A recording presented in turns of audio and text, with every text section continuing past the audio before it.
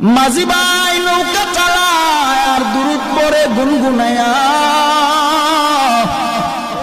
ওই নদীর মাঝে একটা মাছ মনোযোগ সহকারে ওই মাঝি ভাইয়ের দুরূদের আওয়াজ শুনতেছে। হঠাৎ এক জেলে এসে ওই মাছটাকে মেরে নিয়ে গেল। নিয়ে যাওয়ার পর বাজারে নিল, বাজারে নেওয়ার পরে বিক্রি করে। মাছটা মনোযোগ সহকারে নবীর দুরূদ শুনতেছে, আর ওই দিক দিয়া জেলে ভাই মাছটাকে ধরে নিয়ে গেলেন বাজারে বিক্রি করে। হঠাৎ করে আবু বকর বাজারের দিকে গেলেন, বাজারে যাইয়া মাছটা ক্রয় করলেন। নবীজিকে রহমাতুল লিল আলামিনকে দাওয়াত করেছে আবু বকরের বাড়িতে নবী খেতে আসবে। সুবহানাল্লাহ। আবু বকরের বাড়িতে আমার নবী খেতে আসবেন।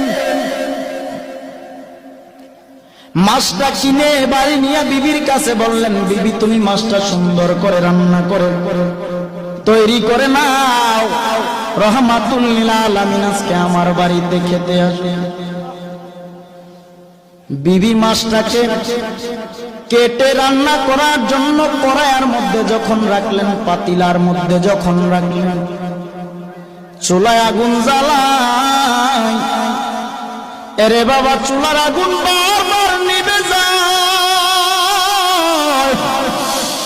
আবু বকর চিন্তা করে দেখলেন মাছটাকে রান্না করার জন্য রেডি করে আগুন নিভে যায়, চুলায় আগুন জ্বলেন। নবীকে দাওয়াত করেছি, নবী খাবে, কিন্তু মাছ রান্না করতে না পারলে নবী খাবে কিভাবে?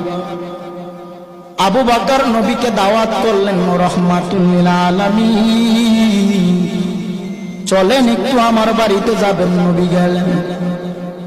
যাওয়ার পর আবু বকর সম্পূর্ণ ঘটনাটা খুলে বললেন, নবী মাছ ক্রয় করলাম, বিবিকে দিলাম, কেটে রান্না বসাবে, চুলায় যতবার আগুন দেয় আগুন নিভে যায়। আল্লাহর নবী রহমাতুল লিল আলামিন ডেকে বলেন, ও আবু বকর, দুনিয়ার আগুন কেন জাহান্নামের আগুন এই মাছটাকে পোড়াতে পারবে না?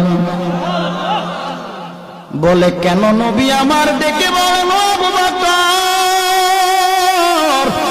মাঝি নদীর মধ্যে আমি নবী প্রেমে পাগল হয়ে দুরূদ শরীফ এই মাছটা মনোযোগ দিয়ে আমি নবী দুরূদের আওয়াজ শুনে আমি নবীর বড় পাগল।